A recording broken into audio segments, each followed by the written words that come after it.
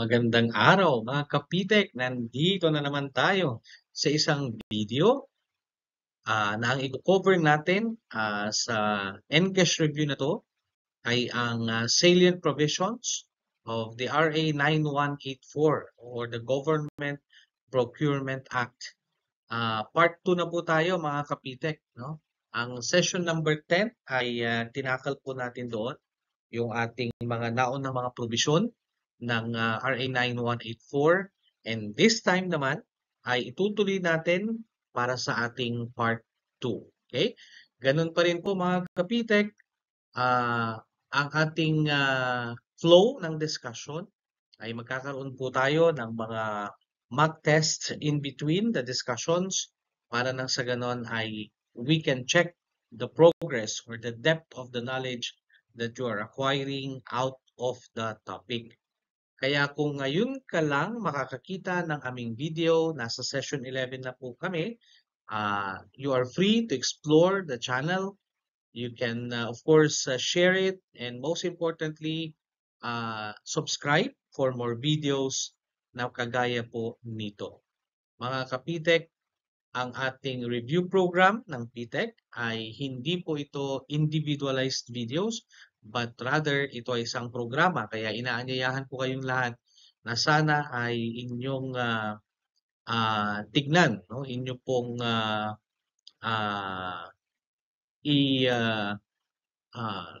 review, no? Yung ating mga naunang mga topics so that you can be able to get all of the important information para po sa ating program.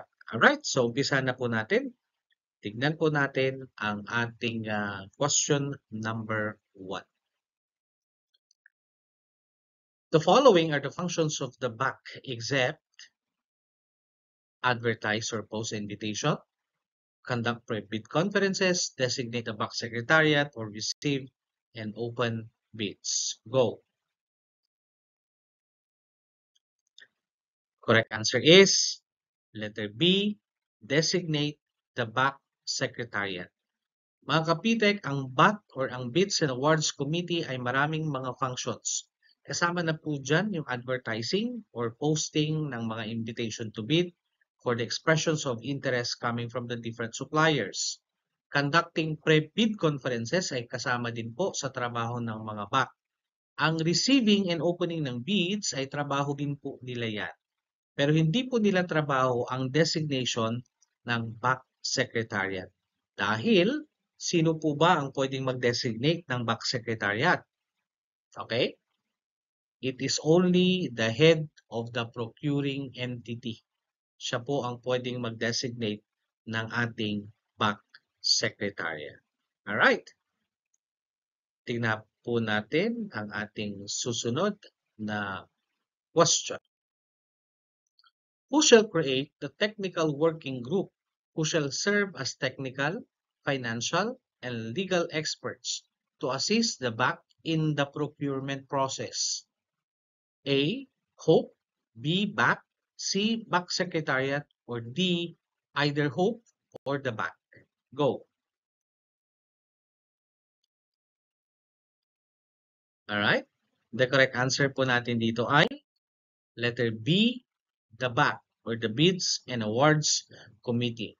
Ang TWG, ang creation po ng TWG ay manggagaling po sa BAC mismo. Hindi po siya sa HOPE manggagaling ayon po sa ating RA 9184. Okay? Question number 3. The procuring entity may grant payment of honoraria to the BAC members in an amount not to exceed blank. 20% of the respective basic monthly salary, subject to the availability of funds. Letter B, 25%. Letter C, 30%. Or letter D, ay 35%. Go. Okay, the correct answer is letter B, 25% of their respective basic monthly salary, subject to the availability of funds. Alright? Mga kapitek, tandaan po natin na ang honoraria ng BAC ay nakapaloob dito po sa ating Republic Act 9184. Pero may mga specific provisions po ito. Una, ang marireceive lang po na honoraria ay 25%, maximum po ito, of their respective basic monthly salary. But, meron pang isang nakalagay po na provision dyan that it is subject to the availability of funds. Saan ba nanggagaling yung honoraria ng ating mga BAC members? Ito primarily ay nanggagaling sa sale ng tinatawag nating bid docs or the bid documents. Every time na may procurement opportunity, may kaukulan. Lalo na kapag competitive bidding at malaki yung value ng project, ang bawat bidding docs or document ay may kaukulang halaga. At doon po kinukuha ang ibinibigay na honoraria para sa ating mga BAC members. Okay? Question number 4. Which of the following is not true about the pre-bid conference? A. For contracts to be bid with an ABC of 1 million pesos or more, the BAC shall convene at least one pre-bid conference. B. For contracts to be bid with an ABC of less than 1 million, the pre-bid conference may be conducted at the discretion of the BAC. C. Pre-bid conference may be conducted upon the approval of the prospective bidders. Okay? Attendance to the pre-bid conference shall not be mandatory. Alright? So, alin dyan ang not true about the pre-bid conference? Go. Correct answer is letter C.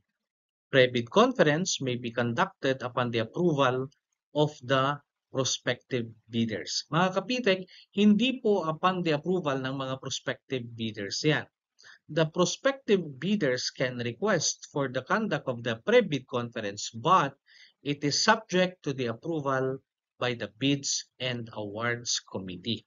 Hindi po si mga prospective bidders ang mag-a-approve kung pwede ba na magkaroon ng pre-bid or hindi. Ang A, B, and D are all true, in relation to the conduct of the pre-bid conference. Pag more than 1 million yung approved budget of the contract, okay, ang BAC shall convene for at least one pre-bid conference. Pero kapag less than 1 million, hindi na nagpi-pre-bid po yan. Nasa discretion na kasi ni BAC kung pwedeng gawin or hindi.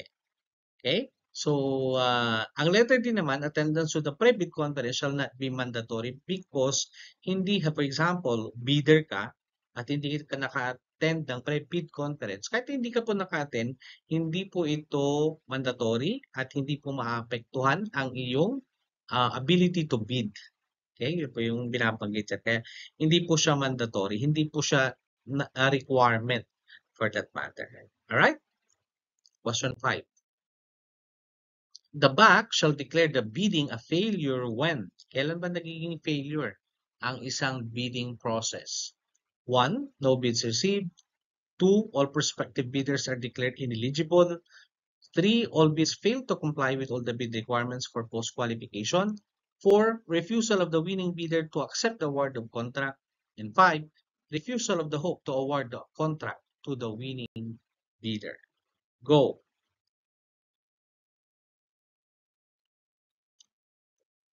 Alright? Correct answer is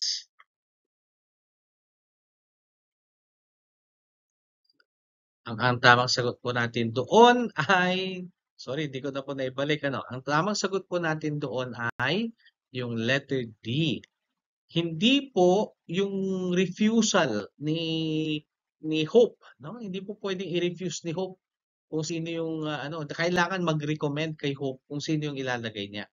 Wala siyang pwedeng sabihin na hindi siya po pwedeng ganito o ganyan. If they are all deemed eligible, wala nang way para sabihin na hindi dahil lang sa preference nilang ni Hope. Okay? Pero pwedeng magkaroon ng failure ng bidding kung yung nanalo na halimbawa yung may SRRB or the LCRB for example ay ni-refuse niya po yung contract, no? At yung mga sumusunod pa ay hindi na po gustong kuunin yung contract na yon for example. Ibig sabihin po ay hindi na magkakaroon po ng failure of bidding in that particular case. Alright? Good. Now, tingnan natin yung ating mga important notes under rule number 6 naman tayo. Mga kapitek, pag sinabi po natin na RA 9184, marami pong laman yan ha. Maraming mga topics po na cover, kaya uumpisahan lang po natin at dadahan-dahanin natin. And more importantly, ay i-contextualize natin. Hangga't maaari ay ibabanggitin lang natin yung mga importante na mga konsepto ng RA 9184 na karaniwan or kadalasan ay nangyayari sa loob ng paaralan. Alright? So, rule number 6 po ay preparation of the bidding documents. So, ang bid documents na ito pong bid documents ay kailangan nag-include ng ABC or approved budget of the contract, invitation to bid request, eligibility requirements, and so on. The TOR, the scope of work, the plans and drawings, the form of bid. Bakit mga kapitek hindi ko masyadong ine-emphasize yan? Because for one reason, sa mga eskwelahan kung saan natin hinahandle, hindi naman tayo yung nagbibid ng mga buildings. Kung may bidding man po ng mga buildings, ang trabaho po natin bilang school head ay tayo po yung end user. Kaya we are also invited to attend yung bidding procedure. Okay? So, usually, itong mga documents na to are used for bidding or procurement opportunities na malalaki po yung amount. Okay? Hindi po ito karaniwan na nangyayari po sa ating eskwelahan. Alright? Okay. Pero syempre, yung iba dyan ay inahanap natin as an attachment kapag po ang ginagamit naman natin na mode of procurement ay yung nasa rule number 16. Okay? Reference to brand names. Mga kapitik, dito ko siya medyo ifo-focus. Ang reference to brand names, kapag tayo po ay nag-purchase or nagpo-procure, hindi po natin inilalagay yung ini-specify kung ano yung brand na gusto po natin. But rather, we specify the relevant characteristics, functionality, performance requirements, and other related information along that matter. Pero yung pagbanggit mo ng brand name, hindi po ito ina-allow. No? Except for the parts that are compatible with the existing fleet or equipment for some very technical na mga equipment. No? Pero in general, halimbawa, bibili ka ng sports equipment, hindi mo po pwedeng sabihin na Molten or Mikasa. Bibili ka ng basketball, ang ilalagay mo doon ay Mikasa or Molten or Spalding. Hindi po ganun. I-describe mo lang kung ano yung hinahanap mo. Okay? Anong klaseng bola ba yan? Anong specification? Anong technical spec? But not referring to the brand name. Bawal po yan according to RA 9184. Alright? Okay. Invitation to bid. Magkakaroon ng pre-procurement conference pero gusto nga natin nabanggitin na ito ay dito na po papasok yung trabaho ng ating bids and awards committee. Okay? After that ay nagkakaroon na tayo ng advertising ng ating mga contents for invitation at nagkakaroon na rin ng request for the expression of nagbigay na rin tayo ng request for the expression of the interest. Okay? So, yan po. Dito po, trabaho na ito ng ating bids and awards committee. Okay, mga technical terms pa rin ang mga to. They're referring to the different requirements that will be looked for kapag ikaw po ay magbibid. No? Pag ikaw ay nagbibid. In one of the questions kanina, nabanggit natin itong pre-bid conference. Okay? During the pre-bid conference, kapag 1 million and up yung yung budget, ibig sabihin we need to come up with one na pre-bid conference at least. Pero kapag less than 1 million, tayo ay nagkakandak ng pre-bid upon the discretion of the Bids and Awards Committee. Okay? Yan po ang mga bagay-bagay na kailangan nating malaman na may kinalaman dito kay RA 9184. Na-receive na yung bid, okay? Dumating na sa how do you call that, sa kinauukulan. Naibigay mo na yung bid docs mo. Susunod na dyan ay yung receipt and the opening of the bids. So, una, under section number 23 is that we are going to determine the eligibility requirements for the procurement of goods and other infrastructure projects. So, marami tayong mga technical terms dito na po pwede na ma-encounter, but I'm not going to dwell with them for one reason na hindi naman ito most of the time contextualized under the school level. Okay? So, meron kang Class A, may Class B document, meron kang under Class A, meron kang technical documents, and then meron kang financial documents. Okay? So, may mga criteria din po na inilalagay dyan that would determine the kind of suppliers na meron ka o nakikipag-bid doon sa inyong procurement opportunity. Sumusunod na mga pages ay dito naman nakalagay yung iba pang mga important provisions like consultancy, mga ganyan. May kinalaman kay GOCC kasi iba naman po yung humahawak or hindi naman, sabi nga natin kanina or the last video, hindi naman lahat ay pwedeng sakupin ng RA 9184. There are instances in the school na hindi RA 9184 ang ating ipapairal. Okay? Ayan. So, wala muna akong because prospective bidders ito, mga eligibility criteria. This is something to do with yung dito pa lang kasi makikita mo na whatever infrastructure, consulting, meron at merong mga provisions na nagbabanggit na ito yung mga qualifications mo bilang isang investor. Filipino citizen, partnership duly organized under the law of the Philippines and so on. Yan. So, these are the different eligibility criteria for consulting services. Pwede naman magpa-shortlist, no? Nagkakaroon naman shortlisting ng prospective bidders. Okay.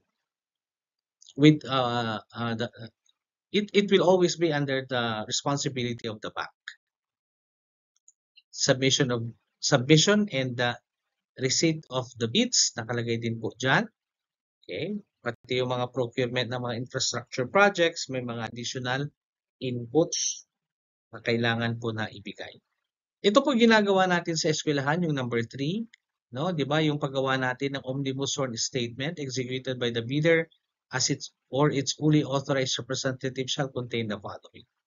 Okay. Ang binabanggit ko po dito mga kapitik is that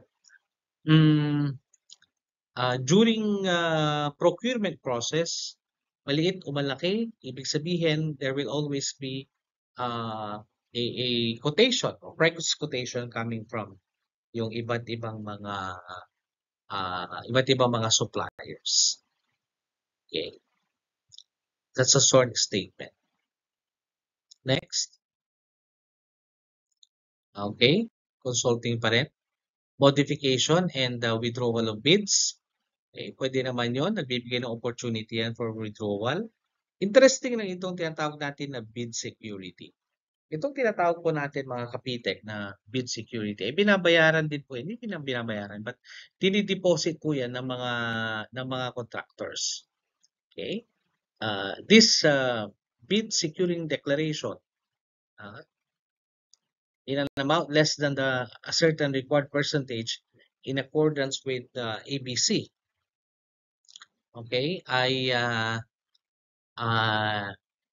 Ito po ay may kinalaman dun sa performance ng company to be able to finish the project well. So, kaya nga hinahanapan po ng bid security. Refundable naman yan upon the completion of the project. Okay? Question number 6 po tayo. The following are the correct acronyms used in RA 9184 except SCRB, Single Calculated and Responsive Bid, SRRB ay Single Rated and Responsive Bid, LCRB, Lowest Calculated and Responsive Bid, HRRB or Highest Ranking and Responsive Bid. Correct answer is letter D, the highest ranking and responsive bid. Lahat po ng naunang tatlo ay tama na except dito kasi highest rated, no? Dapat hindi siya highest ranking. Highest rated and responsive bid.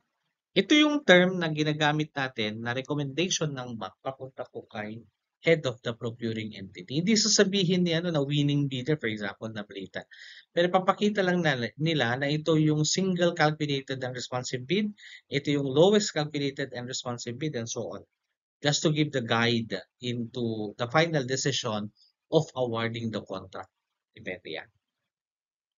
Okay? Number 7. What will be the result when bidding failed for the second time? A, the bank can resort to allowing third bidding process. B, procuring entity may resort to negotiated procurement. D, the procuring entity may use shopping. Or D, procurement process may be cancelled altogether. Correct answer is correct. No, the procuring entity may resort to negotiated procurement. Letter B. Pwede lang po mangyari yung negotiated procurement as one of the requirements kapag okay, nagkaroon po ng bidding, no? For bidding ng field bidding for the second time. Nagkakaroon ng negotiated procurement. Number 8, limited source bidding is also known as anong ibang tawag kay limited source bidding? Tama 'yon. Ang tawag po natin dito ay selective bidding. Ang negotiated procurement is under the rule number 16. But for the competitive and public bidding, they are not related or they are not called under the limited source bidding. Ang tamang sagot po natin, selective bidding. Question number 9. What alternative mode of procurement is described when the supplier is simply asked to submit a price quotation for a pro forma invoice together with the conditions of sale? Okay? So, ang tamang sagot natin ay, letter B pa rin, direct contracting. Okay? Iba din po kasi yung meaning ng negotiated procurement, ng small value procurement, at ng shopping. Okay? But all of them are under the alternative modes of procurement. Check your understanding. Number 10, which method of procurement will be used when the procuring entity simply requests for the submission of price quotations for readily available off-the-shelf goods or ordinary or regular equipment to be procured directly from the suppliers of known qualifications. Correct answer is letter D, shopping. Okay? If it is readily available off the shelf and there is an sabihin na nating emergency in the purchase, then we go for, okay? Yan po ha, yung we go for the shopping, no, for that matter. Alright? I hope na may mga napipick up po tayo ha, mga kapitek. Looking forward na kayo po ay tumagal dito sa video at umaabot po sa ganito dahil babanggitin po natin medyo mabilisan nga lang yung mga salient provisions na ito sa ating paaralan. Okay, bid validity, bid opening, after the bid opening, sino bang in charge sa bid opening? Of course, the bank shall open the bids immediately after the deadline of the submission and receipt of the bids. Alright? Then, magkakaroon ng preliminary examination of the bids. Okay? Under the bid evaluation po yan. So again, number 1 pa rin na trabaho ito ng ating bids and awards committee. Okay? May ceiling for bid prices, pero depende po yan Bid evaluation for the procurement of goods and infrastructure. That's another thing. All right. Sa next po, bid evaluation of shortlisted bidders for consulting services. I will not be dwelling more on that. Okay. Ang ibibigay na natin ngayon, ito yung post-qualification. Under the post-qualification, ito yung ginagawa, no? In order to determine whether the bidder concerned complies with all the requirements, no, and is responsive to the conditions that are specified under the bidding documents. Okay? So yan ang ating post-qualification. Hindi nangangahulugan na kapag ikaw ay halimbawa ay initially after the bid ay ikaw ang nakapagbigay ng highest rated and responsive bid. No? So may tendency pa po na ito ay ma-deny depende sa resulta ng post-qualification. Next. Okay, kung may failure ng bidding, ano gagawin natin? So nagkakaroon lang ng failure kapag no bids are received, all prospective bidders are declared ineligible, all bids fail to comply with all the bid requirements, and the bidder with the LCRB without justifiable cause refuses, no? Okay. Refuses to accept the award of the contract. Yan yung mga posibilidad na posible pong mangyari. Rule 11 ay yung contract and not notice and execution of the contract. Ang binabanggit po natin dito mga kapitek is that right after the evaluation of the bids at malaman na yung LCRRB, HRRB, and so on, then magfa-follow na po yung awarding and then the contract signing. Awarding and the contract signing. After the contract signing, then pwede nang ibigay yung NTP or yung tinatawag po natin na notice to proceed. And after the notice to proceed, ayan na. Ibig sabihin, yan yung hinihintay ng mga suppliers na makago with the delivery or makago with the different projects. Okay? Next, pag hindi po yung performance security bid ay pwedeng ma-forfeit yan in favor of the government. Yung mga provincial projects, kalagay pa rin po dyan. Kaya medyo very technical, no? Yung mga terms po na ginagamit. Okay. We also have limited source bidding. Ito na. Limited source bidding, direct contracting, repeat order, shopping are all examples ng tinatawag na alternative modes of procurement, no? Si direct contracting is that there is a single source or permanent source of the payment of goods. No? Does not reflect yung how do you call that? Okay. Yan yung yung direct contracting na tinatawag natin. Repeat order naman, repeat order when provided for in the APP. Okay? Merong itong mga kondisyon bago mag-go into the repeat order, no? Provided na hindi tumaas yung price over the course of time. Okay? And of course, all the same descriptions have been met. Ayan. So, meron ding porsyento lang itong si repeat order na pwedeng i-repeat order. Okay. Nabanggit natin yung shopping kanina and then of course the negotiated procurement. Under the negotiated procurement, meron din tayo mga specific conditions like nagkaroon ng failed biddings ng 2 beses at may emergency cases ay pinapayagan ang procuring entity na gumamit ng alternative mode of procurement. Okay? May takeover of contracts, may adjacent or contiguous, may agency to agency. Itong agency to agency na ito mga kapitek ay referring to the use of one government agency into another that can offer whatever they are needed in the other government agency. Okay?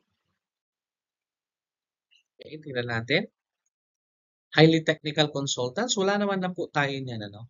Hindi na po natin hindi na po natin nababanggit ito, no?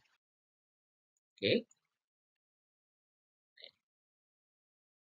So, in summary, itong mga ito yung mga alternative modes of procurement, then meron kang performance security, and then meron kang warranty security. Okay? So, you have it there, no? Ano pa? Protest mechanism. Who resolves protest? Siyempre, nung back. Kung may question sa kanyang sa kanyang mga sagot, then it has to be properly coordinated. Yan po. So, I think ito lang muna yung ating emphasize ngayon mga ka PTEC, no? Meron pa kasi diyan na ibang mga parts, but these are already under, how do you call that? Yung ating mga annexes, no? Mga annexes that would provide details po ng other procurement opportunities.